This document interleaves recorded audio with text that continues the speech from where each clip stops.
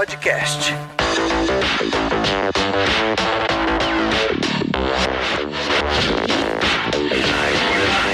Hoje, o TOTUS Developers Podcast também se transforma num videocast. A partir de agora, todos os episódios vão ter também uma versão em vídeo. Então, seja muito bem-vindo, seja muito bem-vinda a esta evolução do TOTUS Developers Podcast. E se você quiser saber mais informações sobre a área de desenvolvimento de software da TOTUS, confere os links que eu vou deixar aí embaixo. E se você está nos escutando na sua plataforma de podcast, é só acessar o developers.totus.com. Lá você vai encontrar um monte de artigos técnicos, muita informação sobre tecnologias que a TOTUS trabalha, além de todos os episódios deste podcast, que agora também é um videocast. Então vamos para o episódio.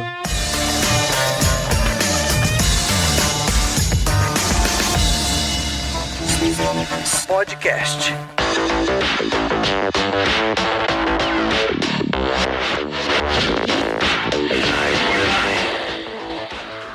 Muito obrigado, Siloto.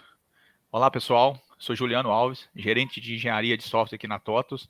No episódio de hoje, a gente vai falar aí sobre o fim do Xamarin, né? E os nossos possíveis caminhos aí de migração. E comigo hoje está também o Renato. Renato, fique à vontade. Olá, pessoal. Bom dia, boa tarde ou boa noite. Então, eu sou o Renato Cunha, eu sou coordenador do time de engenharia DevOps da Torre de Proteus aqui na TOTUS. E hoje a gente está junto com o Felipe e o Douglas para conversar um pouco aí sobre o Xamarin e os desenrolares aí de algumas coisas que estão para acontecer na comunidade. E aí, Douglas, o que você conta? Olá, tudo bem, pessoal? Sou Douglas, né? Douglas Jovarenga, aqui de BH. É um prazer estar com vocês. Hoje estou como arquiteto de software aqui do produto educacional da Torre Service e trabalho na TOTUS desde 2007. Legal. Felipe? Opa, boa noite, pessoal. Tudo bem? Boa noite, boa tarde. Bom dia aí para quem estiver nos acompanhando. Eu sou o Felipe Perim, arquiteto de software da engenharia de BH. Tenho aí mais de 10 anos de experiência aí na área de tecnologia e sou bem apaixonado pelo tema e gosto bastante aí dessa parte, principalmente de mobile. Muito bom, Felipe, Douglas, sejam bem-vindos.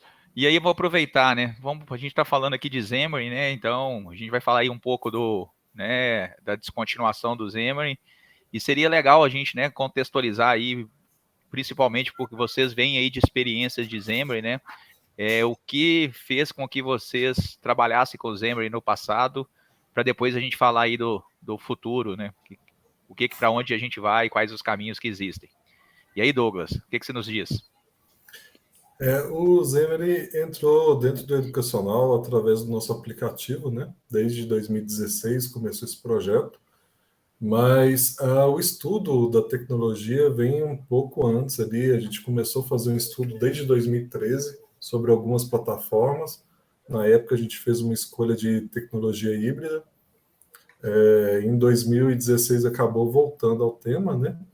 E a gente está até hoje com o app utilizado em muitos clientes nossos, e estamos aqui hoje justamente para falar, e agora, né? Que lado que a gente vai levar essa tecnologia aqui para dentro do educacional. Felipe, conte um pouco da sua experiência aí também. Bom, dentro da TOTUS aí, eu já cheguei com o desafio da migração aí, né? Dado esse cenário que a gente está vivendo do Xamarin morrer, e a gente precisa aí pensar num projeto de migração desses produtos que utilizam o Xamarin.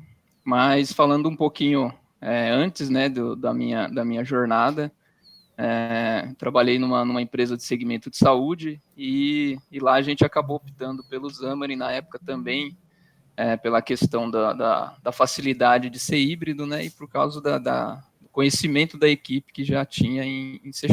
Então, A gente trabalhava muito também com imagens e algumas coisas muito específicas que precisavam de desempenho ali dentro do aplicativo. Então, uma das soluções ali que se encaixava bem foi o Xamarin, né?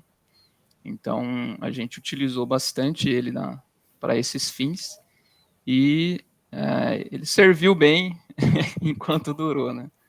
Mas, lógico, com todos os seus defeitos, né? Mas agora a gente precisa pensar num cenário de migração, porque ano que vem já chega o fim dele. A dúvida... Pode falar. Não, tranquilo.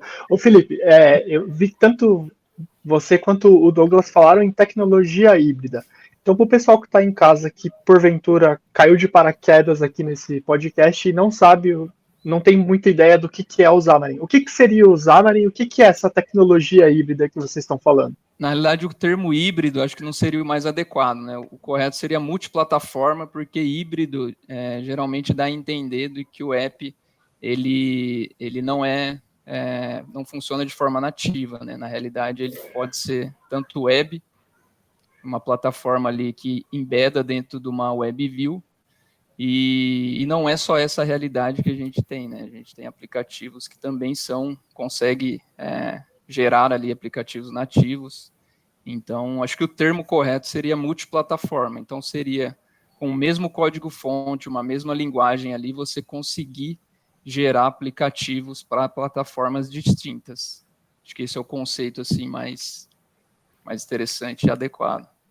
Um exemplo que sobre tecnologia, né, híbridas seria até mesmo a nossa solução, a primeira que a gente liberou em 2014, que era a ASP.NET MVC, com um modelo responsivo, né? Então ele queria ter aquele aspecto de aplicativo, entregava aquela aparência, porém ele era uma aplicação web normal. E aí, pessoal, até aproveitando, né, um pouco do que o Douglas falou no contexto do educacional e que o Felipe falou, né, do conhecimento, do contexto que ele tinha na outra empresa, me parece que o Xamarin foi muito escolhido por ser muito, né, tá ligado ali ao C# e o conhecimento que a gente tinha, né, nos times, né, tanto aqui na TOTOS quanto na empresa que o Felipe trabalhava, né. Então, eu acho que talvez a decisão no passado, né, para quem perguntar, mas por que vocês foram, né, para essa tecnologia, podemos dizer que foi muito voltado ali ao aspecto do know-how que o time já tinha em C#, seria isso? Correto, e eu vou um pouquinho além, pelo conhecimento além do C#, além do .NET, do Visual Studio, que a gente trabalha normalmente, né? Acaba sendo uma escolha natural, e muitas vezes essa escolha que a gente parece ser natural, ela vem com um monte de inverdades. Por exemplo, não necessariamente a pessoa que sabe C# vai saber Xamarin, né? Então a produtividade não necessariamente vai ser a mesma. Isso a gente acaba aprendendo no dia a dia, essa experiência que a gente teve. Mas, por outro lado, a curva de aprendizado ou adaptação, eu entendo que para quem trabalha no mundo de C# passar para o Xamarin é muito mais fácil do que se a pessoa tivesse que, sei lá, fazer em React Native, ou mesmo Exato. se ele quisesse fazer um single page application, fosse para um Ionic da vida, né? Exato. E a gente vê um exemplo parecido dentro de outras equipes da TOTOS com relação ao Ionic. Como a gente já trabalha com POI, Angular, o Ionic ele encaixa perfeitamente nesse modelo de trabalho, né? A gente reaproveita muito conhecimento, aquela stack que a equipe já possui. Queria só complementar que também tem uma situação que no passado o pessoal levava muito em consideração a questão do Xamarin, porque você conseguia, às vezes você não conseguia, você precisava de uma funcionalidade específica que não tinha disponível na biblioteca, e você conseguia, por exemplo, pesquisar um código em Java dentro do Android lá, e aquele código Java praticamente ele funcionava igual dentro do Xamarin. E como ele é uma biblioteca e você faz chamadas nativas para a API, os mesmos nomes da API nativa dentro do Xamarin, ele tem as mesmas chamadas de funções. Então, isso também colaborou para muitas empresas tomarem decisão por essa facilidade, entre aspas, né? Perfeito, pessoal. Beleza? Falamos aí um pouco, né, porquê do Xamarin no passado, né, os prós aí que a gente tinha em alguns cenários, mas, né, se tudo se manter, 1º de maio do ano que vem, né, está descontinuado. A gente sabe, né, quando um produto está descontinuado aí, os riscos que a gente tem, né, a gente pode ali ter algum problema com as lojas, pode ter algum problema ali de algum bug novo que não vai ter, né, hotfix, essas coisas novas. Vamos falar agora das possibilidades, né? Quais são as opções que a gente tem aí para quem está nesse cenário e quer migrar, né? Sabemos que existe agora o MAUI, né, que está nascendo, a aposta da Microsoft, vem recebendo aí uma série de investimentos, temos Flutter, temos Ionic, que foi comentado aqui, temos React. E aí? O que vocês nos dizem aí das opções, quais são os prós e contras, o que a gente tem que colocar na balança aí para tomar uma decisão de migração? Juliano, se você me permite, eu gostaria de voltar um pouco no tempo aí, e para essa reunião eu resgatei aqui um e-mail que enviei em dezembro de 2020. Esse Claro. e-mail foi quando eu fiquei sabendo que o Xamarin ia ter um prazo de vida, né? E aí a sua fala casa muito com esse momento de incerteza. Será que essa data de maio do ano que vem ela vai ser real? Porque a princípio seria em 2021, né? Novembro de 2021. E por causa de algumas mudanças, priorização de roadmap da Microsoft, não foi possível sair o MAUI no .NET 6.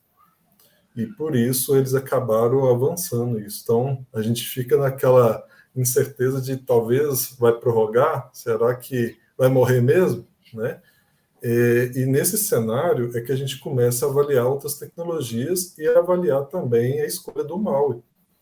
Hoje a gente vê que é uma escolha natural da gente ir para o MAUI por causa de a gente consegue aproveitar muito do conhecimento da equipe, muito do Visual Studio, tudo que a gente já tem no Xamarin, a Microsoft já dá esse direcionamento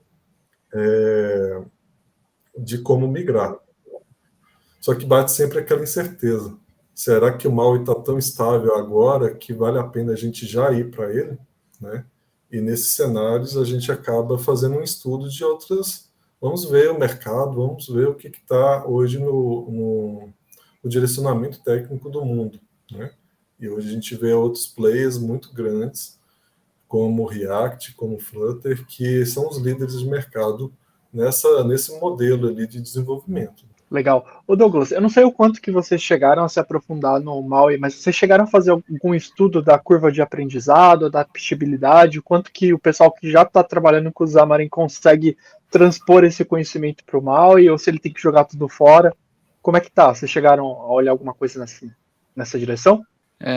Eu posso puxar aqui? Claro, manda ver, Felipe.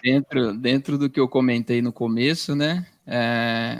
Teve um app em específico dentro da nossa realidade ali de um produto, né, que estava estudando essa migração, e a gente resolveu fazer uma POC, né, dentro dos nossos trabalhos ali dentro da engenharia, né, a gente acabou puxando uma POC dessa para verificar realmente, validar a maturidade do MAUI, se realmente ele estava apto ali para já poder ser migrado. A gente sabe que envolve muitas coisas dentro de uma migração, né, não é? Por mais que seja, entre aspas, uma migração natural ali, porque o MAUI, né, é uma evolução do Xamarin, né, não é uma nova, de fato, tecnologia, o que muda mais ali é uma arquitetura, mas tem vários desafios envolvidos, porque muitas coisas mudaram, né?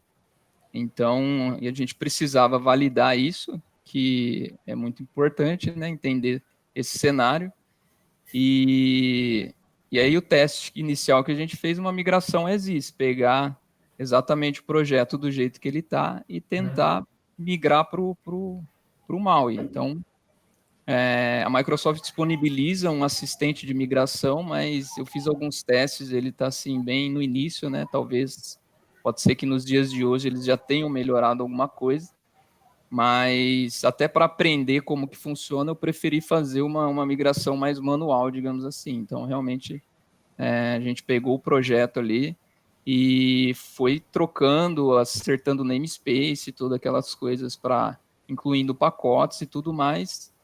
E assim, a experiência, né, que a gente teve é que realmente a tecnologia não está tão madura assim quanto a gente imaginava, ainda tem muitos pontos ali que precisam ser melhorados, principalmente muitas bibliotecas que ainda não foram convertidas, mas a gente conseguiu realmente converter o projeto inteiro. Então, ele rodou com algumas ressalvas, né? Ainda não foi colocado em produção, mas são alguns bugs mais visuais, digamos assim. A parte funcional do app, aparentemente, acredito que beira os 100% ali. Então, o pessoal ainda do time ainda está validando, ainda tem algumas coisas para serem testadas, mas eu acho que a evolução dele daqui para frente, eu acredito que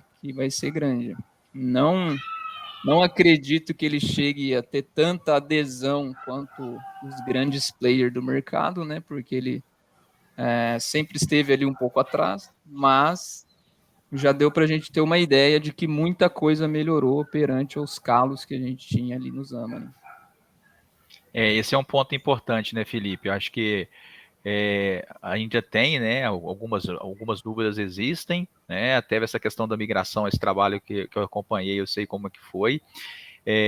Então, acho que um ponto principal é entender o quanto de investimento eles, né, o MAU ainda vai receber, mas o que a gente viu foi, né, um processo de migração teoricamente simples, né, lógico que a gente está aproveitando e não fazendo, né, a ideia é não fazer uma migração as-is, a migração as-is foi mais a questão de uma POC mesmo, e as evoluções que a gente tem percebido no curto espaço de tempo, né, das novas versões que estão sendo disponibilizadas, né, mas é lógico que essa definição aí de sair de Xamarin para Maui, que é o caminho natural, vamos dizer assim, é um pouco do que o Douglas falou. Vou aproveitar o momento, né, e vou fazer reflexões se eu vou seguir esse caminho ou se eu vou colocar outras coisas na balança e avaliar outras tecnologias. E aí o que é legal da gente falar, né, pessoal, é que dentro da estrutura da TOTS, não sei como que são nas outras empresas, a gente não bateu nenhum martelo numa única tecnologia, né? E aí a gente sabe que existem prós e existem contras dessas decisões, né? Prós é que a gente não fica todo mundo amarrado e a gente, né, depois nós vamos falar um pouquinho na frente de breaking changes, dos problemas que a gente teve no passado com algumas delas, né? O custo que e então a gente acaba não colocando todo mundo no mesmo cesto. Mas a gente falando de tecnologia, de curva de aprendizado, de ter sinergia entre os vários produtos, a gente acaba perdendo um pouco, mas o legal, né, da mesma forma que a gente tem vários produtos ERPs com tecnologias diferentes, porque não apps e portais também trabalharem aí em tecnologias diferentes, que a gente abraça um pouco do melhor do mundo em cada cenário que a gente tem. Legal. Tendo em vista aí esse cenário que vocês estão falando, de avaliação e tal, o Felipe tinha falado que eles fizeram lá uma prova de conceito para ver como é que ia ser o app convertido para Maui. Vocês chegaram a tentar fazer essa prova de conceito com outras tecnologias, tipo com Flutter, ou próprio Ionic, ou React Native?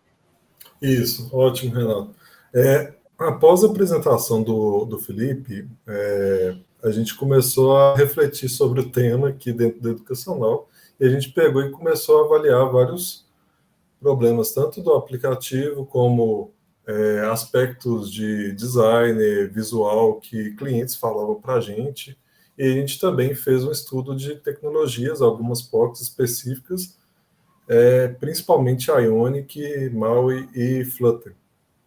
A gente conversou internamente bastante com várias equipes, pegamos ali direcionamentos que eles estão tomando. E aqui no educacional a gente começou a ver o Flutter como uma escolha bem interessante, um grande player que está agora, e ele não é uma tecnologia, vamos dizer, de um ano. Ele está crescendo, já tem mais de anos, e a comunidade está muito grande. E aí que a gente casa com a nossa experiência do que a gente já sofreu com o Xamarin, com essa quebra de versão, o que ela impacta, e a gente começou a avaliar, pô, será que o Flutter vai casar melhor com os problemas que a gente tem aqui na nossa casa, né? A gente fez essa escolha e já começou esse projeto de migração e a gente tem percebido, sim, uma produtividade muito grande em alguns aspectos e que eu acho que talvez seja até um erro de comparar um Flutter com um MAUI ou com React por causa do apelo, por causa da tecnologia, né? O Flutter acaba nos dando ali um quadro que a gente pode desenhar o que a gente quiser. Então, não existe uma conversão de um botão que a gente coloca aqui vai ser convertido para um botão em Android ou iOS. Não existe isso, né? Então, a gente tem a possibilidade de desenhar na tela que se compara mais a um desenvolvimento de jogos, né, do que um desenvolvimento mesmo nativo. E esse apelo visual é uma coisa muito importante para nós, é um feedback que tivemos de clientes e é que a gente quer falar assim, não, o apelo visual, a gente quer melhorar, avançar isso dentro do nosso aplicativo. E nessa jornada, uma comunidade sólida, uma documentação muito grande, mais de 5 anos no mercado, com o Google por trás, ajuda bastante a gente não sofrer nesse caminho, né? E a gente tem percebido que a comunidade, principalmente de Flutter dentro do Brasil, é muito grande. A gente tem a terceira maior comunidade de Flutter do mundo, né? E é uma tecnologia que está crescendo bastante. Isso nos ajuda não apenas em termos técnicos, mas ajuda em contratação, ajuda na evolução técnica da equipe, né? Mas também tem alguns desafios. Igual a gente fez a escolha de Xamarin por causa do C#, a escolha do Flutter precisa de um desenvolvimento ali, uma evolução da equipe para Flutter e principalmente para Dart, né? Então a gente também tem esse desafio aqui para evoluir a equipe nesse sentido. Legal, muito legal. Então, pelo que entendi, vocês já fizeram aquela rinha de framework, botou todo mundo para brigar lá, e pelo que eu estou entendendo aqui dessa conversa, o Flutter está na frente, né? Tirando essa questão da complexidade aí e tal. Legal. No educacional, a gente viu que encaixaria para resolver uns problemas dessa experiência que a gente já tem de mais de 5 anos com o Xamarin, né? E aí a gente falou, agora a gente acredita que é uma tecnologia que vai dar ali uma possibilidade de crescimento muito maior, né, da gente conseguir manter, pelo menos por mais 5 anos, até surgir uma nova tecnologia aí também. A única certeza que a gente tem, né, que a gente está fazendo escolhas baseadas, lógico, né, em algumas premissas bem relevantes. Então, a gente tem mais de uma, né, vamos dizer assim, mais de uma tecnologia, porque cada uma a gente colocou com os pontos na balança, né.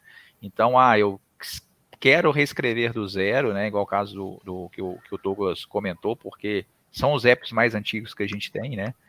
E então, em cima até do que o Felipe falou da migração, a gente não sabe se a migração dos apps do educacional seriam tão naturais quanto foram dos mais novos, que escolheram continuar ir por o MAUI, né? Então, acho que a gente tem que colocar isso tudo na balança, né? Então, assim, se quem estiver nos escutando, fala assim, vocês direcionam alguma coisa?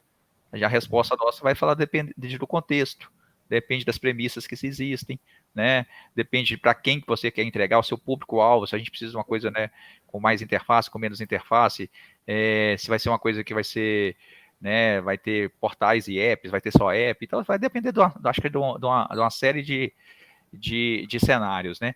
E aí, pessoal, né, acho que a gente está falando dessas questões, a gente falou um pouquinho de breaking chains, acho que tem uma coisa muito importante que a gente não pode deixar de lado, né? Independente da tecnologia, para onde que a gente vai, a importância de desenvolver mais desacoplado possível para permitir, né, futuras migrações aí, ou evoluções ou trocas ser menos dolorosas, né? O que vocês têm para nos dizer a respeito disso, né? Eu acho que a arquitetura, né, eu defendo a arquitetura por ser arquiteto software, acho que ela é o direcionamento e nos ajuda, principalmente, a reagir. Como reagir nesses momentos, né? Será que a gente consegue, por mais que seja uma linguagem totalmente diferente, reaproveitar aquela lógica, reaproveitar a regra de negócio? ou reaproveitar teste, né? E muitas vezes o que eu percebo, a gente a gente apostar em uma única tecnologia, muitas vezes é o erro, porque a gente pode fazer a gente vê muitos bancos, muitos outros apps fazendo uma mistura de tecnologias, né? A gente pensando ali muito nesses apps gigantescos, onde a gente vê um squad com Flutter, uma outra squad com uma tecnologia totalmente diferente, sendo embarcada dentro do próprio app, né? É uma coisa que a gente tem que pensar sempre nessa evolução, se faz sentido, se encaixa dentro da realidade daquela equipe. Legal. Pode comentar, Felipe. Fala. Não só é complementar que assim como no back-end hoje em dia, que tá, a realidade hoje está em modo o microserviços, né, que são equipes multidisciplinares ali trabalhando e não importa se qual tecnologia e sim a arquitetura que está sendo aplicada ali dentro, então são muito aquele conceito de plug and play, então independente do banco que eu estou usando, se ele não for mais utilizado ou se ele morrer, que nem a gente está discutindo aqui, a gente só despluga ele e pluga um banco diferente que vai se adequar. Então eu acredito que quanto mais a gente pensar nesse sentido de plug and play e as coisas desacopladas, modularizadas, a gente vai ganhar nisso, porque que se a tecnologia morrer ou não, a gente minimiza o risco ali do produto se perder ou chegar no caso ali de a gente ter que fazer do zero, né, de novo. Legal. Falando um pouco da parte de arquitetura, né, eu queria que vocês comentassem um pouco como que é o processo de fazer a arquitetura de um software que vai rodar em celular. Porque eu tenho um histórico muito forte em back-end, então a gente desenvolve ali pensando num servidor, aplicações, containerização, etc.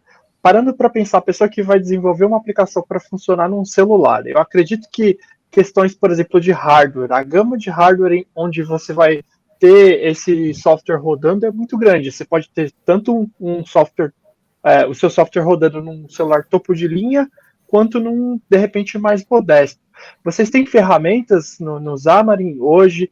Quando vocês estão fazendo a arquitetura dessa estrutura, vocês pensam nesse tipo de coisa? Os problemas são diferentes, né? A gente acaba tendo que preocupar muito com rede, com 4G, ser responsivo, uso em tablet, uso em orientação paisagem. Funcionar offline. Funcionar offline, dependendo dos casos. Isso. Acaba que a gente puxa um pouco da arquitetura que a gente vê ali no back-end, mas também está tendo uma evolução muito grande com relação ao front-end, né? Então a gente tem algumas práticas de Clean Architecture na parte client, a separação de camadas na parte client, né? Justamente para a gente, naquele aspecto que o Felipe comentou, da gente ser plug and play, né? Hoje a gente está utilizando um player ali de autenticação, a gente, num outro dia, a gente pode substituir, usar por um Firebase, né, por uma outra tecnologia. Acaba que existe um risco grande, principalmente no que você falou de uma gama gigantesca de aplicativos. E o que a gente pegou em experiência está funcionando internamente, está tudo ótimo. Quando vai para o cliente, chegam umas demandas do tipo, não está funcionando em um celular específico de uma versão que ele não atualizou, né? E como que a gente vai monitorar isso? Esse é sempre o pior caso para a gente. Existem algumas ferramentas de monitoramento que é muito boas, por exemplo, o Crash Analytics do Firebase, que a gente está ao máximo utilizando ele para a gente de monitorar ali, né? O que está acontecendo? Antecipar e conseguir rastrear o erro que está acontecendo naquele aplicativo, naquele device específico, né? Mas isso sempre vai ser um desafio, porque quando a casa está toda arrumada, aí ou a Apple ou o Google lança um novo SDK, uma nova versão, e aí lá vamos nós com novos problemas, né? Acho que o principal, né, Douglas, é a gente ter o mínimo, né? Que é aquilo que está vigente no mercado, as versões que estão vigentes no mercado quando a gente faz, que a gente exige.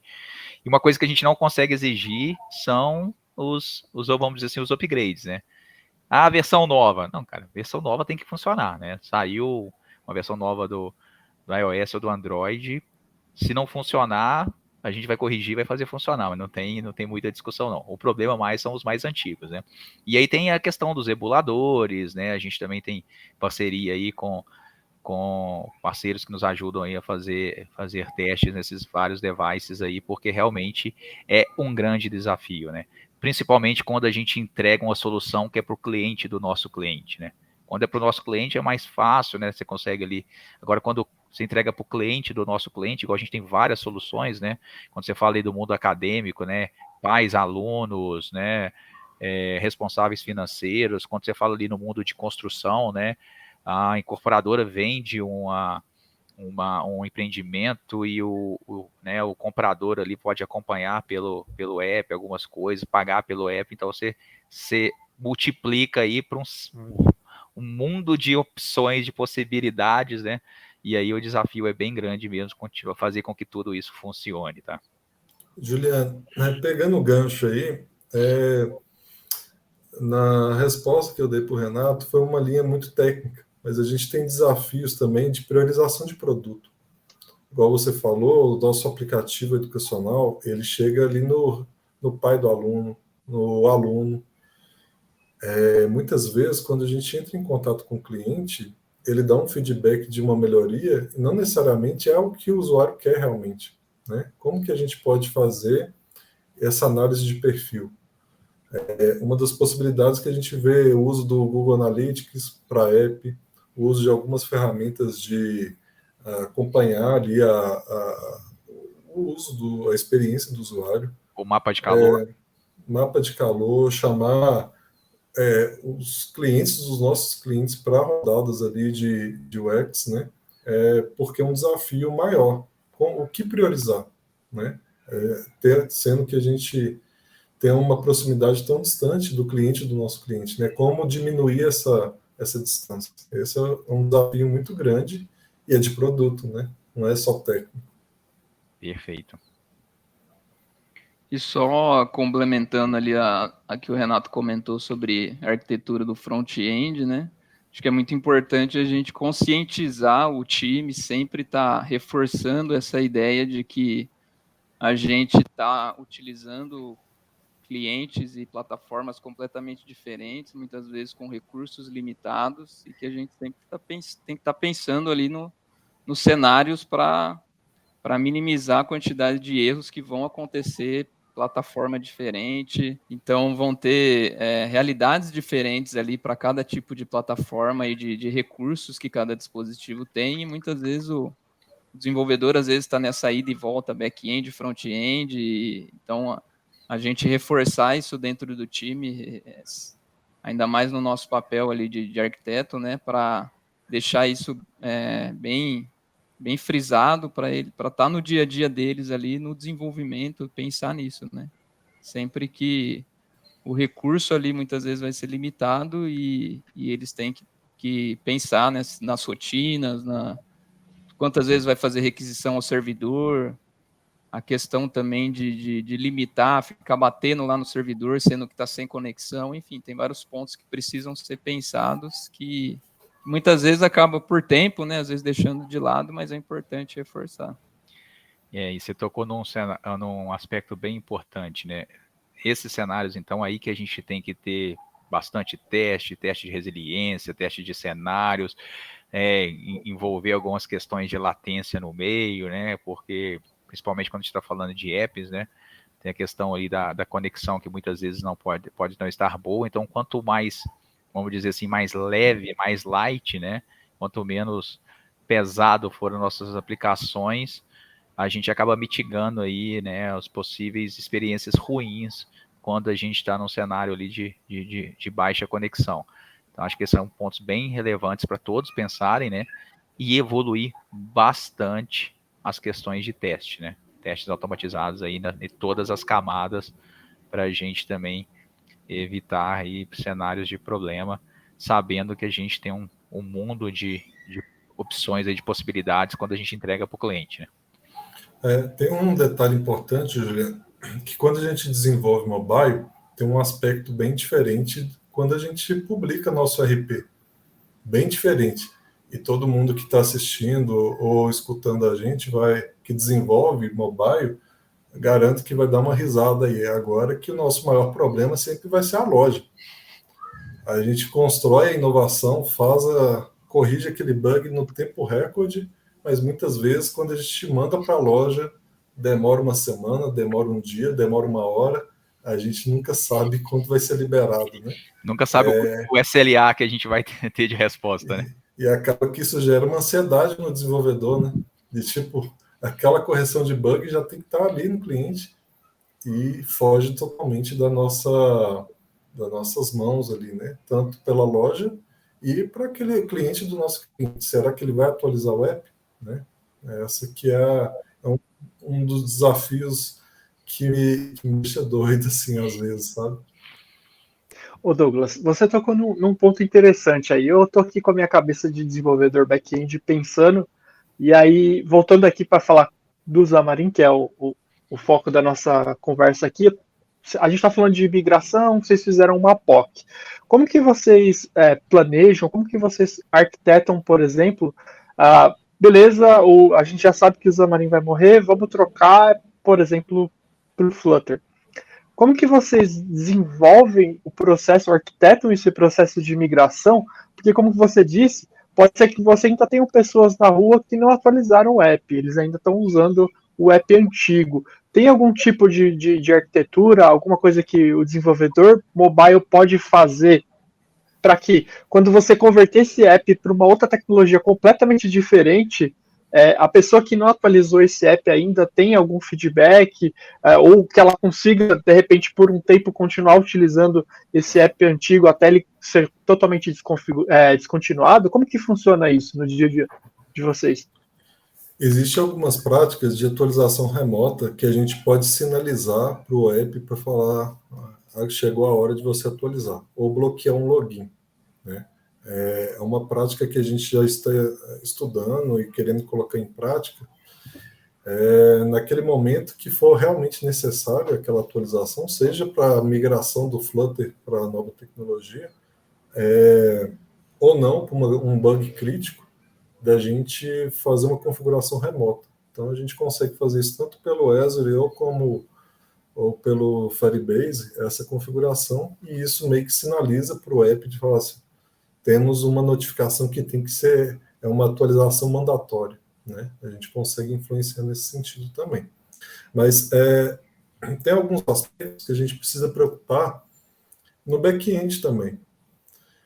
Como a gente trabalha com o aplicativo e ele é uma única versão que está nos devices dos alunos, a API que a gente faz, ela tem que, de diversas versões, elas têm que ser únicas. Então a gente tem que preocupar de tipo, estou com uma versão do nosso back-end de 3 anos atrás. Essa API ela não pode ter uma mudança, um break-change tão grande que vá impactar se o aluno não atualizou o app, né? Então, a gente tem que sempre ter um controle no código e preocupar muito com esse versionamento de API para evitar esses problemas que são graves, né? De parar de funcionar totalmente a funcionalidade.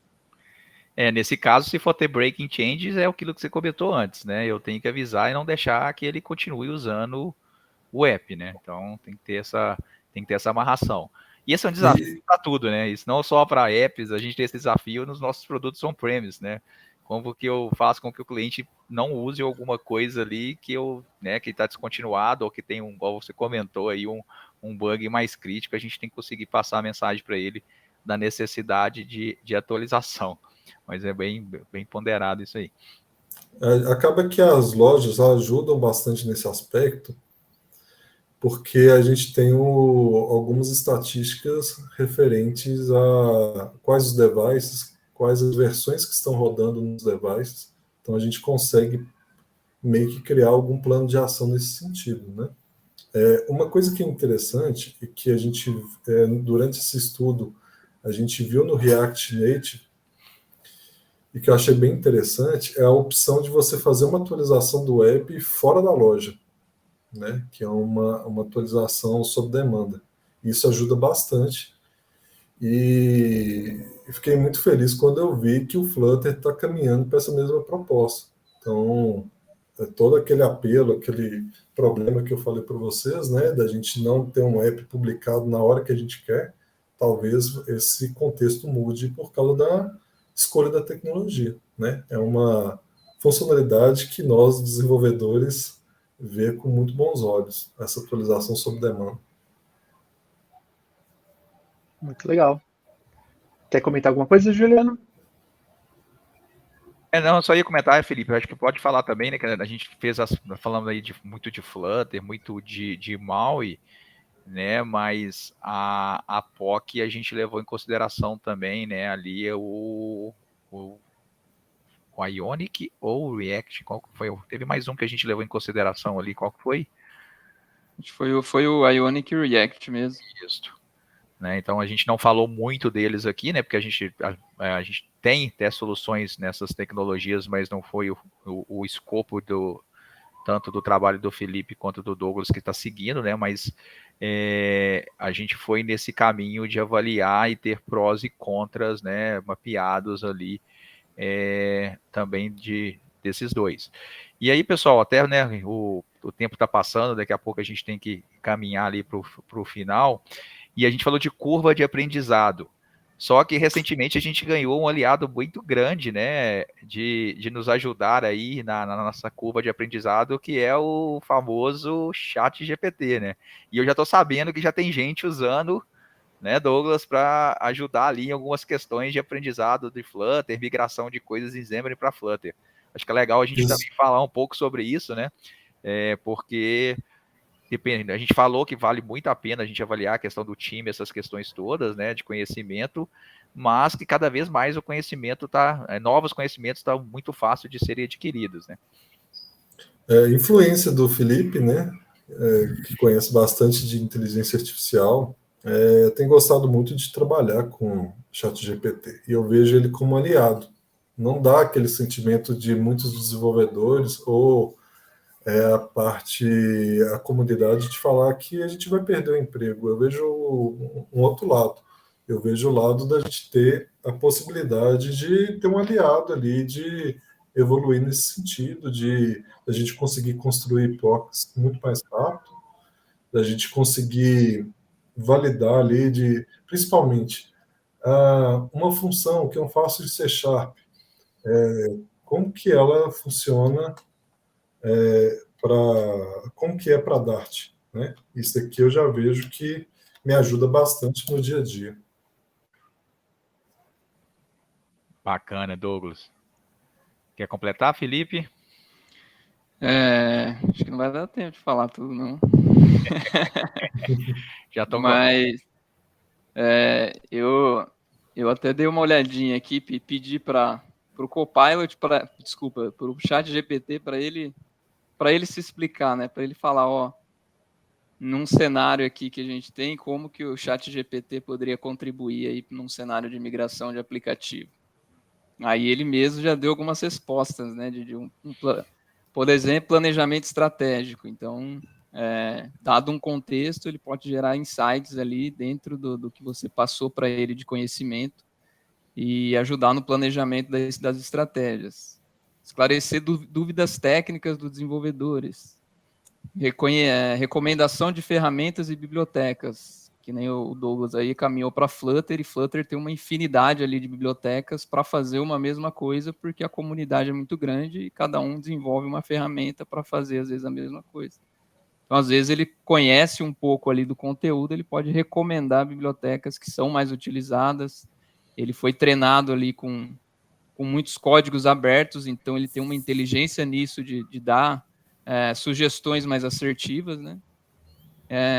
Identificação de desafios e soluções, e revisão de código, enfim, tem uma lista grande aqui do como ele pode ser Felipe, beneficiado. E é legal esse tema, e eu até sugiro o pessoal de casa aí fazer. Vai lá no ChatGPT e pede ele para criar um app em Flutter do zero, com login, com uma timeline. Você vai ver que ele gera. E ele gera fácil, funcionando. e acaba encaixando em outros temas, por exemplo, a proposta de criação de testes unitários. Um que eu aprendi recentemente, você consegue passar uma URL do GitHub de algum projeto e fala, explica esse código que está aí para mim. Né? Então, você vê um ganho, um parceiro ali para você fazer um trabalho, um desenvolvimento em par, né? Gerar documentação, essas coisas todas, né? Eu fiz uma pesquisa, tá? Eu usei o ChatGPT falando ali, né, do cenário nosso, né? Perguntando o que ele sugeriria ali de opções de migração, né? Como a base era até 2021, o MAUI ainda estava bem incipiente, né? Então ele fala um pouco de MAUI. Mas com certeza esses testes que você comentou, o Douglas, vai ter menos exemplos de MAUI porque estava mais no começo, principalmente se a gente não está com a... Eu não me recordo agora se a gente já tem no 4, acho que a base já é mais atualizada, né? Mas eu acho que vale sim experimentar, usar ele ali, né, para ajudar algumas questões, fazer algumas POCzinhas. Pessoal, papo excelente, né? Mas a gente pode, acho que, concluir aqui que, né, acho que temos que analisar cenários, né? Não existe bala de prata, nem nenhuma escolha de tecnologia, né? A gente tem que ponderar algumas coisas, mas eu acho que foi bem legal que as ponderações que foram trazidas aqui, né? Então aí cabe quem está nos escutando, nos assistindo, né? Colocar aí algumas questões na balança para quem tiver um cenário de necessidade de migração, né, avaliar aí os caminhos, e pode ser que vai para um caminho totalmente diferente do que a gente falou aqui, né? Vai depender muito do cenário mesmo.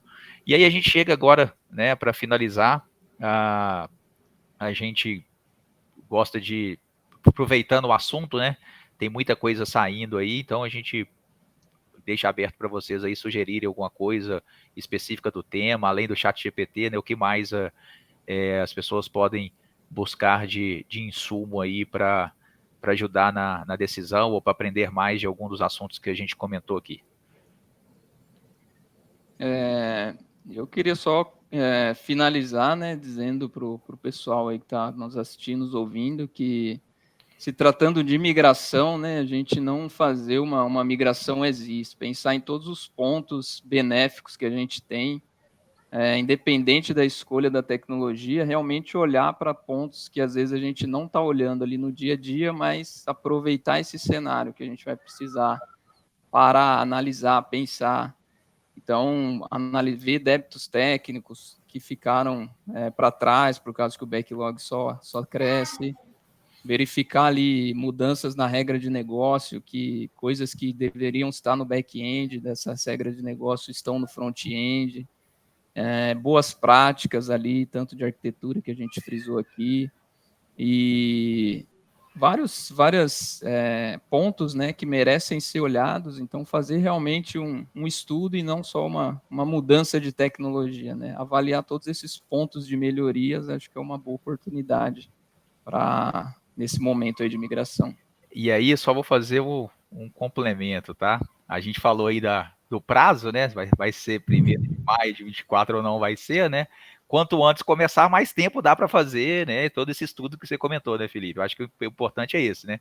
Porque a gente conhece, né? Às vezes a gente não vai adiar de novo, né? E aí não adia ou aparece algum problema, aí sim a decisão vai ter que ser migrar rápido, e a gente sabe, quando é migrar rápido, acaba fazendo o ESIS com menor esforço e perde uma excelente oportunidade, né, de fazer essas revisões, de fazer um produto novo, mais robusto, clean code, mais teste, né, uma arquitetura melhor, né? Então a sugestão que a gente, complementando o que o Felipe falou, analisa com calma, com quanto antes, para vocês conseguirem fazer da melhor forma, independente para onde vocês estão indo. Hoje a gente está escolhendo o Flutter, mas daqui ano que vem pode ser uma outra tecnologia, né? Infelizmente a gente não tem esse controle. Mas é uma oportunidade, sim, igual o Felipe comentou, da gente pensar diferente, refletir o app anterior que a gente tinha, ver o que tinha coisas boas, tinha coisas ruins. Vamos melhorar ele nesse sentido, vamos criar mais testes, vamos evoluir ele para um novo mercado, né? Uma nova proposta de negócio. É hora tanto da gente fazer uma reflexão de produto como técnica. Isso mesmo, muito bom.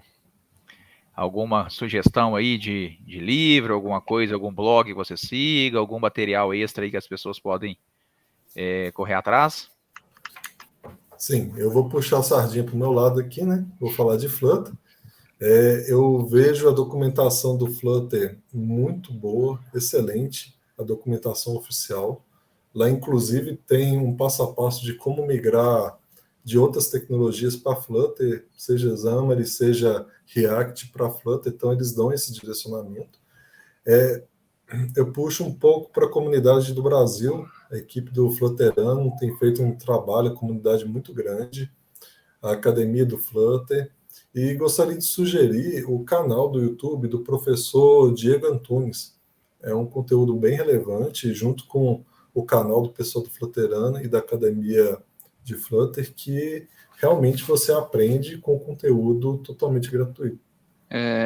Bom, eu não vou puxar tanto a sardinha para o mal, não, mas que eu vejo? Tem bastante locais ali que o pessoal pode realmente acessar para acessar conteúdos, né? Lógico que os canais da Microsoft são sempre os melhores e mais completos, e não dá para comparar ali com os grandes players, a quantidade de documentação e a comunidade, que a comunidade oferece, né? Mas o blog, eu acho que o blog da Microsoft ali sempre traz as melhores novidades ali, tanto do mundo do .NET quanto do MAUI. E só um rumor aí para deixar uma pulga atrás da orelha, um negócio no ar. Tá saindo os rumores aí que eles vão investir pesado ali com o ChatGPT, já que a maior acionista ali do ChatGPT, que é a OpenAI, é a Microsoft, que eles vão introduzir ali a questão de migração ali do MAUI, já utilizando o ChatGPT para converter esse lado mais inteligente dos códigos, né? Então, a Microsoft está vindo muito para esse lado de colocar um Copilot, que tem o Copilot já existe, né, do Visual Studio. Então, eles estão com esse conceito de cada serviço que eles vão fornecer ter um próprio Copilot, né? Então, eu acho que a IA vai vir muito forte aí dentro não só da Microsoft, né, mas todas as empresas agora, acho que já era uma realidade, mas estão correndo atrás para colocar isso no mercado, e eu acho que todos, não só o MAUI, mas todos os apps vão se beneficiar com isso. Bacana. Acho que a única certeza que a gente tem é que vai ter muita emoção aí, né? Cenas dos próximos capítulos, muita coisa nova chegando, né? E a incerteza que a gente tem como é que isso vai estar daqui 4, 5, 10 anos, né? Então, acho que faz parte do nosso mundo, não é a primeira vez que a gente vai fazer uma migração, e imagino que não deve ser a última, mas faz parte do nosso trabalho, né, pessoal? Renato, mais uma vez obrigado. Douglas, Felipe, muitíssimo obrigado pela participação aí. Então é isso, pessoal. Nós vamos ficando por aqui. Espero que tenham gostado. Tenham aí todos aí um excelente trabalho, desenvolvimento nas suas migrações, ou também, né, quem for começar do zero também, espero que o que foi falado aqui sirva para ajudá-los aí em algumas definições. É isso, pessoal. Muito obrigado. Tudo de bom para vocês. Falou, valeu, pessoal.